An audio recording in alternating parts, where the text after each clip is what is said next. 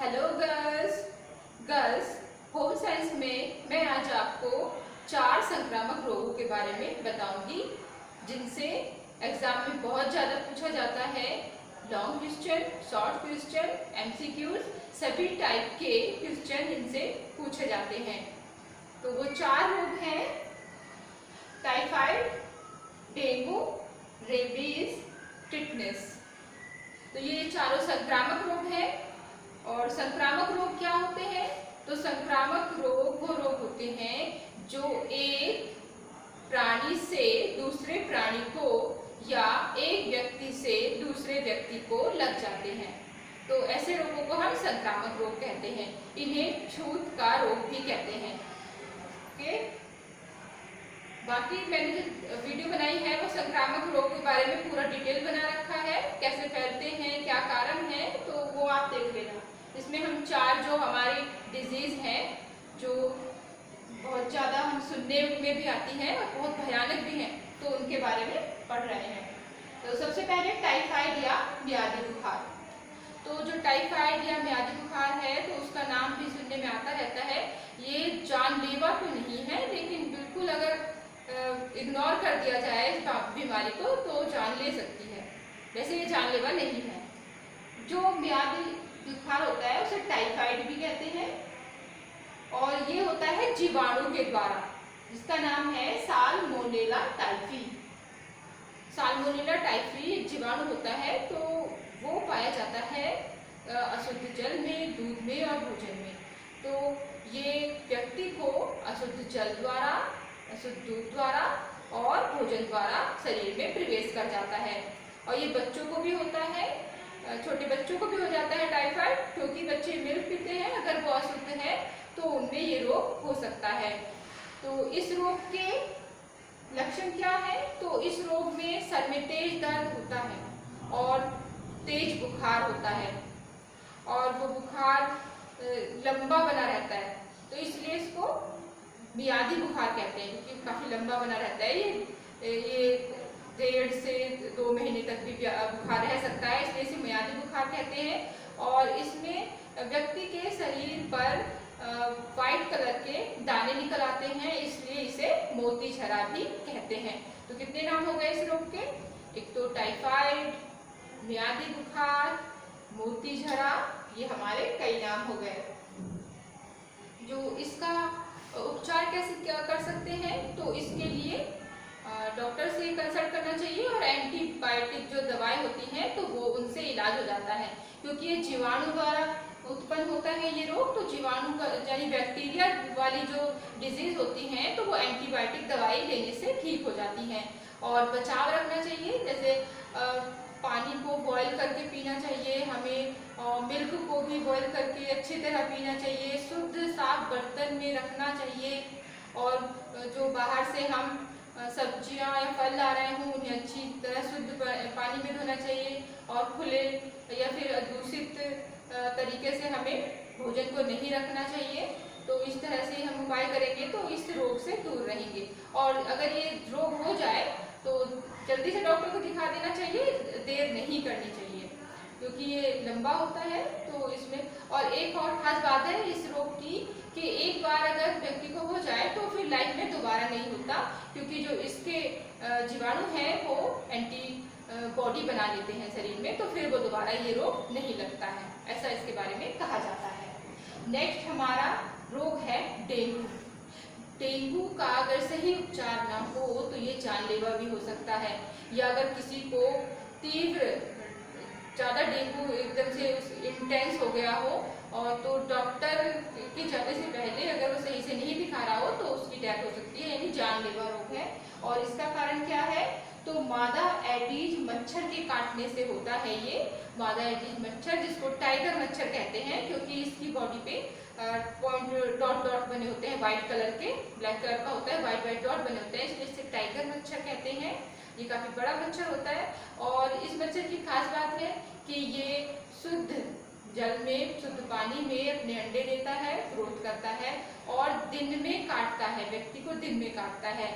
और ये जो इसके लक्षण क्या है? तो इसमें भी इसके लक्षण हैं डेंगू के, बहुत तेज बुखार होता है, फीवर होता है और रैसेस हो जाते हैं, लाल चकत्ते पड़ जाते हैं शरीर पे और पूरे जो बोन है तो जो जॉइंट होता है तो उनमें बहुत पेन हो जाता है और सर दर्द होता है और कभी उल्टियाँ भी होने लगती हैं किसी पेशेंट को। और इसका खतरनाक स्थिति तब पैदा होती है जब व्यक्ति की प्लेटलेट गिरने लगी। डेंगू में जब व्यक्ति की प्लेटलेट गिरने लगे तो वो सबसे खतरनाक स्थिति होती है। तो डेंगू का लक्षण आते ही तो आपको डॉक्टर से कंसल्ट करना चाहिए। और अगर प्लेटलेट वैसे तो वो ब्लड के सैंपल लेते हैं तो उनसे पता चल जाता है कि डेंगू है क्या और उसी तरह का ट्रीटमेंट उनका स्टार्ट किया जाता है।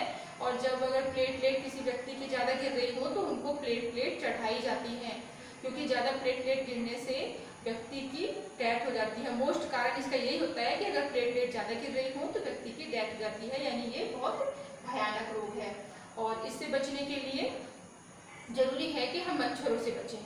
और क्योंकि ये तो दिन में काटते हैं तो ये तो है नहीं कि हर वक्त इंसान मॉस्किटो नेट में रहे या फिर घर में कुछ ऑल आउट या फिर और चीज़ें जला के रखे। तो इसके लिए ज़रूरी है कि इंसान को ऐसे जैसे छतों पे या फिर कहीं भी पानी को भरा हुआ ना रहने दें। उन पानी खाली बर्तन रखें। और क्योंकि शुद्ध जल में होता है, जैसे बारिश होती है बरसात के बाद ज़्यादा फैलता है बारिश के समय, क्योंकि पानी भर गया होता है हर जगह और शुद्ध पानी होता है बरसात का। तो हर जगह से बरसात का पानी इकट्ठा ना होने दें छतों पे भी। और ध्यान रखें। और घर पे भी अगर इस तरह का कहीं पे प्रकोप फैल रहा है कि डेंगू है तो उस टाइम पे ज़्यादा ध्यान रखें। जो घर में है तो वो कॉइल जला सकते हैं और अपने क्रीम लगा सकते हैं, कुछ जो मतलब मच्छरों से बचाव करती हैं वो क्रीमें, जैसे ओडोमॉस वगैरह। और इस तरह से हम इनसे मच्छरों से बच सकते हैं। मच्छरों से बचेंगे तो हम डेंगू से बच सकते हैं। नेक्स्ट हमारा है रेबीज या हाइड्रोफोबिया। बहुत भयानक रोग है, जानलेवा रोग है। अगर टाइम पे ध्यान नहीं दिया गया, इसका इंजेक्शन नहीं लगवाया गया तो, क्योंकि ये जो रोग होता है जिसे हाइड्रोफोबिया कहते हैं, रेबीज कहते हैं, तो वो जानवरों के काटने से होता है। कौन से जानवर? कुत्ते के काटने से, मंकी के काटने से, गीदड़ और लोमड़ी के भी अंदर ये वायरस होता है, क्योंकि ये वायरस जनित रोग है। तो वैसे तो लोमड़ी और गीदड़ से तो हमारा कुछ संपर्क नहीं होता है, लेकिन हाँ बंदर और कुत्ते तो ये अगर काट ले तो कोई भी इनमें से जो मैंने चारों जानवर बताए हैं तो बंदर और कुत्ते तो हमारे साथ ही रहते हैं, स्पेशली डॉग। तो अगर ये काट ले तो तुरंत एंटी रेबीज का इंजेक्शन दिलवाना चाहिए।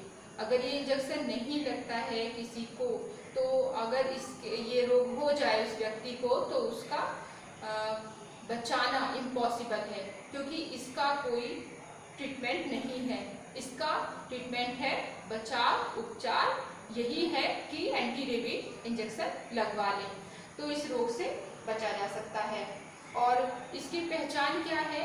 देखिए, जो कुत्ता काटता है उसकी अगर उसको रेबीज है तो उसकी क्या पहचान है?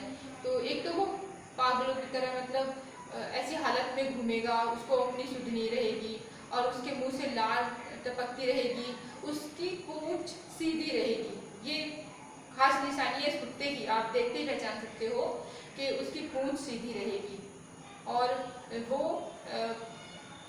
घूमता रहता है ऐसे आवारा कुत्तों की तरह। तो और उसके मुंह से झाग आते रहते हैं, तो उसे देख के पहचान लेना चाहिए और उस कुत्ते से बचना चाहिए।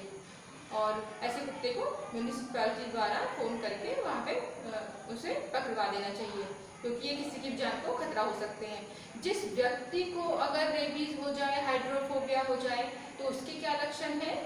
तो उसके लक्षण है कि व्यक्ति के गले में पेन होता है, उससे कुछ निगला नहीं जाता और उसको परेशान होता है और उसकी मानसिक स्थिरता जो है वो खराब हो जाती है, उसको सोचने समझने की शक्ति उसकी कम हो जाती है और वो पानी से देख के डरता है। जो कुत्ता होता है रेबीज वाला, हाइड्रोफोबिया वाला, वो भी पानी को देख के डरता है, और सेम सिम्टम जो होते हैं वो इंसान के अंदर भी आ गए होते हैं। जैसे वो कुत्ता कर रहा होता है जिसको रेबीज था, ऐसे अगर रेबीज हो जाए इंसान को तो उसके भी ये लक्षण होते हैं, तो वो भी पानी से डरने लगता है।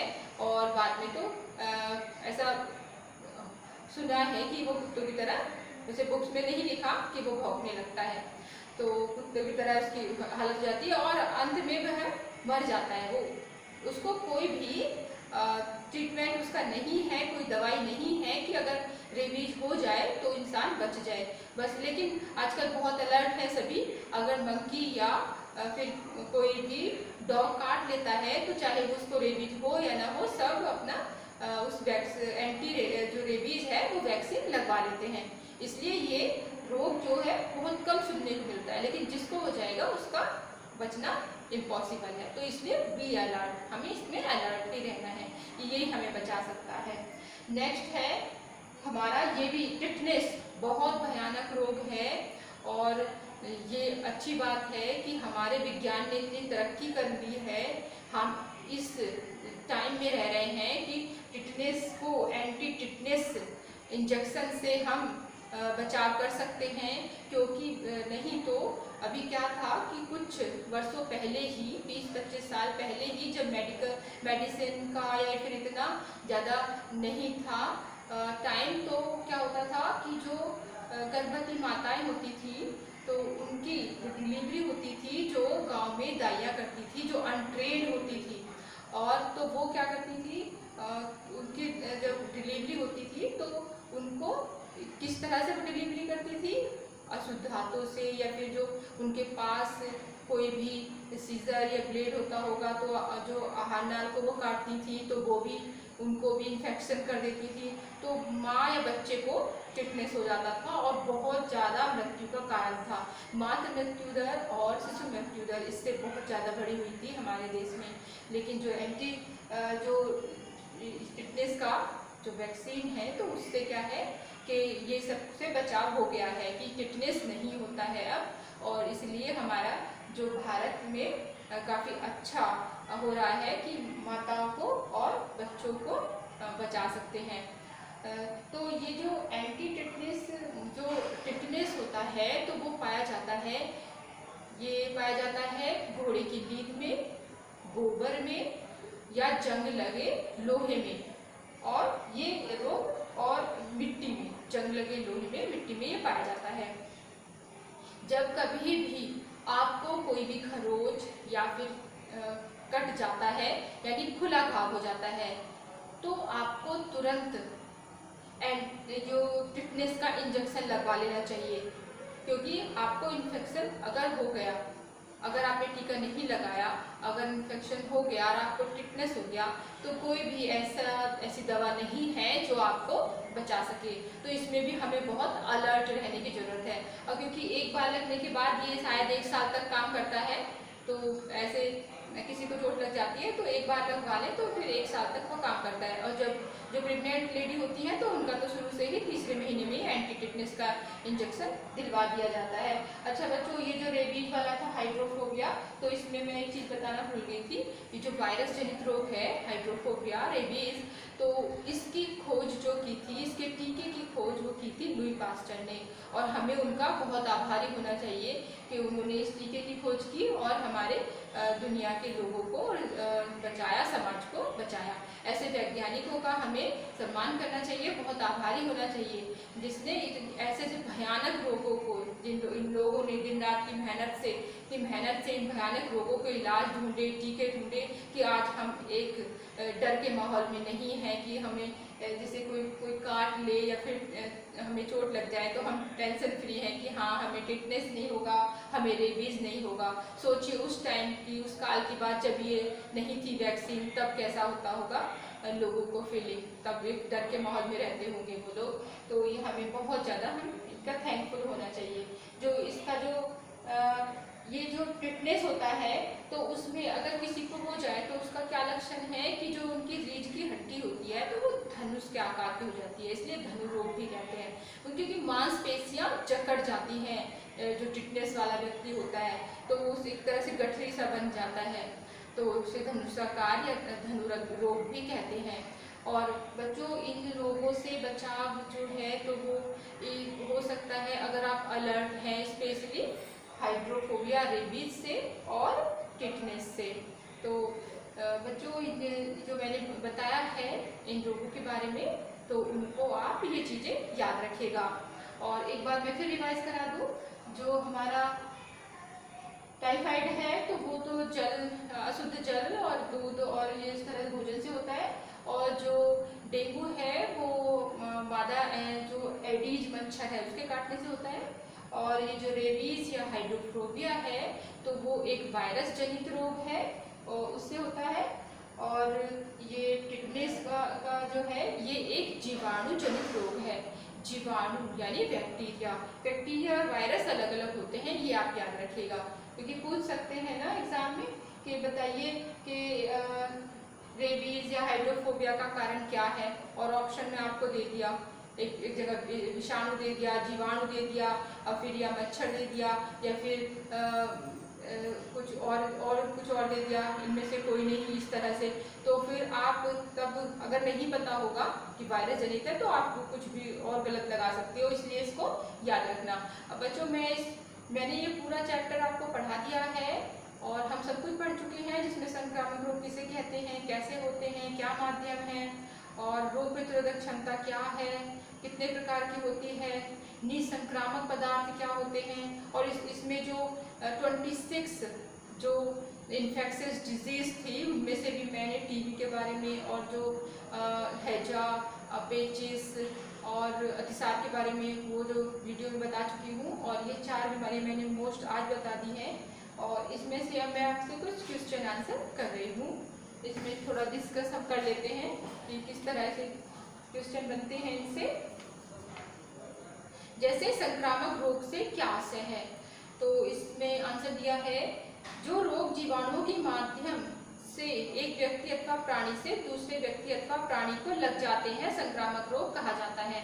तो बच्चों जो इसमें लिखा है ना कि जीवाणुओं के माध्यम से, इन्हें आप कर लेंगे रोगाणुओं के माध्यम से, क्योंकि जो ये रोगाणु हैं, क्योंकि जीवाणु तो सिर्फ बैक्टीरिया हो गए, लेकिन रोगाणु क्या क्या हो गए, उसमें बैक्टीरिया भी आ जाता है, वायरस भी आ जाता है, और फंगी भी आ जाता है, तो ये सारी चीज़ें आ जाती हैं। तो इसलिए इसको हम करेंगे रोगाणुओं के माध्यम से। तो जो रोग रोगाणुओं के माध्यम से एक व्यक्ति अथवा एक प्राणी से दूसरे व्यक्ति अथवा दूसरे प्राणी को फैल जाते हैं, उन्हें संक्रामक रोग कहते हैं। संक्रामक रोग किन किन माध्यमों से फैलते हैं, तो संक्रामक रोग वायु, भोजन, जल, प्रत्यक्ष संपर्क आदि के माध्यम से फैलते हैं। वायु वाले होते हैं, जैसे टीबी बताया था, जल वाले होते हैं तो हमारा टाइफाइड है, और मच्छरों के मतलब कीटों के काटने से होते हैं, जैसे डेंगू है, और संपर्क द्वारा होते हैं, जैसे दांत खाज होता है या फिर एड्स होता है तो संपर्क द्वारा हो जाते हैं। तो इस तरह से कर लेंगे आप। और एक है वायु के माध्यम से फैलने वाले रोग कौन कौन से हैं, तो ये खसरा, चेचक, टीबी आदि जो है, छोटी माता, ये वायु के माध्यम से फैलते हैं। और ये जो इन्फ्लुएंजा भी वायु के माध्यम से फैलता है। जल अथवा भोजन के माध्यम से फैलने वाले रोग, तो जल के माध्यम से हम टाइफाइड पढ़ रहे थे। इसके अलावा हैजा, अतिसार, पेचिस भी जल और शुद्ध भोजन के माध्यम से फैलते हैं।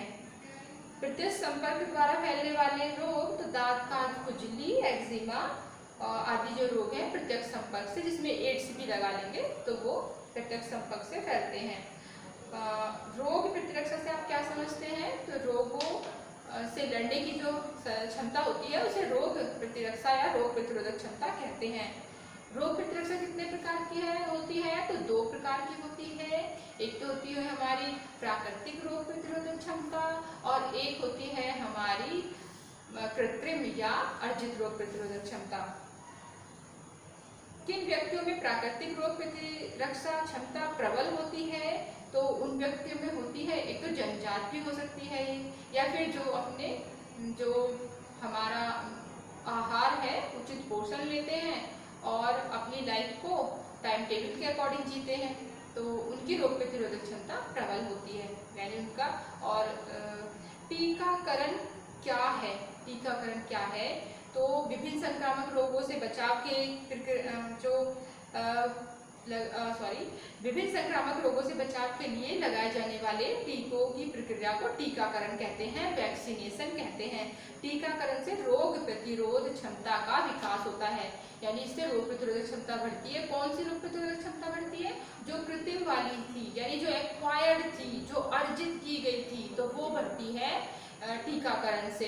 क्योंकि हमारे अंदर प्रकृति ने पता नहीं वो दिए या नहीं दिए, तो ये सोच के तो हम बैठ नहीं सकते कि कोई रोग आ गया तो हमें प्रकृति हमारे अंदर होगी वो प्रतिरक्षा और हम बच जाएंगे। हो सकता है वो हमारे अंदर प्रतिरक्षा ना हो, तो इसलिए पहले से ही चाहे किसी के अंदर प्रतिरक्षा हो या ना हो, वैक्सीनेशन कर दिया जाता है।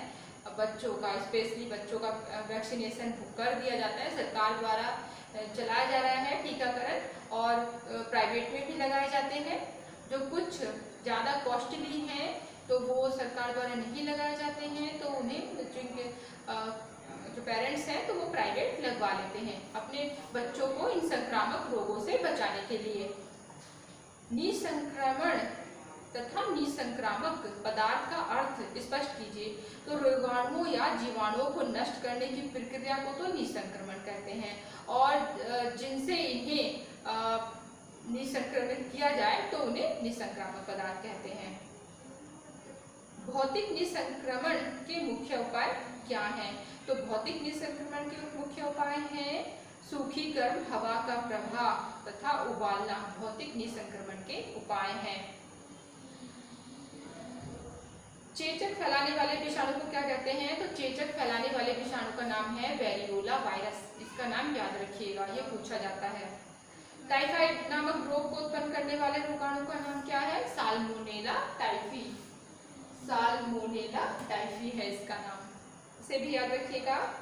हैजा फैलाने वाले रोगाणु का क्या नाम है? Vibrio cholerae. Vibrio cholerae. तपेदिक नामक रोग फैलाने वाले रोगाणु का नाम है ट्यूबरकिल बैसिलस। ट्यूबरकिल बैसिलस। तपेदिक या टीबी से बचने के लिए कौन सा टीका लगाया जाता है? तो बीसीजी का टीका लगाया जाता है टीबी से बचने के लिए। कुष्ठ रोग किस प्रकार का रोग है? तो कुष्ठ रोग एक संसर्ग जन्य भयंकर रोग है, यानी संपर्क द्वारा फैलने वाला भयानक रोग है। थैंक्स गॉड अब हम कुष्ठ रोग से बचाव कर सकते हैं, हम बच सकते हैं, वरना कुष्ठ रोगियों की हालत बहुत बेकार थी। उन्हें घर से निकाल दिया जाता था, और हरिद्वार में ये लोग अधिकतर रहते थे, और इन्हें दूर से ही लोग खाना भी दूर से ही फेंकते थे। इनके कोई उन जगह पे भी नहीं जाना पसंद करता था जहाँ पे कुष्ठ रोगी होते थे, क्योंकि ये संक्रामक रोग था। अब इसका इलाज है एमडीटी। एमडीटी इसका इलाज है, जिसे करने से इंसान को कुष्ठ रोग खत्म हो जाता है। तो अब हमें अगर किसी को सफ़ेद दाग, वैसे तो जैसे पहले जो होता था अब तो नहीं होता है वो, जैसे उंगलियां ये कटने लगती थी, गलने लगती थी, शरीर गलने लगता था, लेकिन फिर भी सफ़ेद दाग ये अगर किसी को हो तो भी जो एमडीटी से ठीक हो जाता है। और फिर कुष्ठ रोग किस जीवाणु के कारण होता है? तो माइक्रोबैक्टीरियम लेप्री होता है ये जीवाणु, उसके कारण ऐसा होता है। पागल कुत्ते के काटने से उत्पन्न उनके दो लक्षण, तो इसमें क्या थे? तो इसमें जो होता है रोगी के निगलने की क्षमता खत्म हो जाती है और उसका व्यवहार असामान्य होता है। नेक्स्ट है निर्जलीकरण क्या है? तो निर्जलीकरण यानी निर और जलीकरण, यानी शरीर से जल का निकलना निर्जलीकरण कहलाएगा। यानी सब शरीर में जल की मात्रा कम हो जाए तो उसे निर्जलीकरण कहेंगे। रक्तहीनता क्या है? तो रक्तहीनता यानी एनीमिया, इसका मतलब होता है शरीर में खून की कमी। स्पेशली ये खून की कमी वैसे नहीं होती है, मात्रा में नहीं होती, इसमें जो हीमोग्लोबिन कम हो जाता है, जो वो आता है ब्लड सैंपल लिए जाते हैं इसके टेस्ट करने के लिए, तो उसमें हीमोग्लोबिन कम हो जाता है। जैसे 15 हीमोग्लोबिन होना चाहिए, लेडीज़ में 12% हीमोग्लोबिन ठीक रहता है, लेकिन अगर उससे नीचे हो तो जो एनीमिक हो सकते हैं, मतलब एनीमिया का शिकार हो सकते हैं, एनीमिक हो सकता है पर्सन, तो तब उसे डॉक्टर से कंसल्ट करना चाहिए, क्योंकि इसमें जो एनीमिया से बचाव के लिए कुछ टैबलेट्स भी दी जाती हैं और अपने खाने में हरी सब्जियों का और ताजे फलों का प्रयोग करना चाहिए, तो हम एनीमिया से बच सकते हैं। बच्चों, ये मैंने आपको कुछ क्वेश्चन बताए और बाकी सारी जो चीज़ें हैं इसमें जो MCQs रह गए हैं तो वो भी हम कर लेंगे। और आपको ये वीडियो कैसी लगी आप कमेंट बॉक्स में लिख के जरूर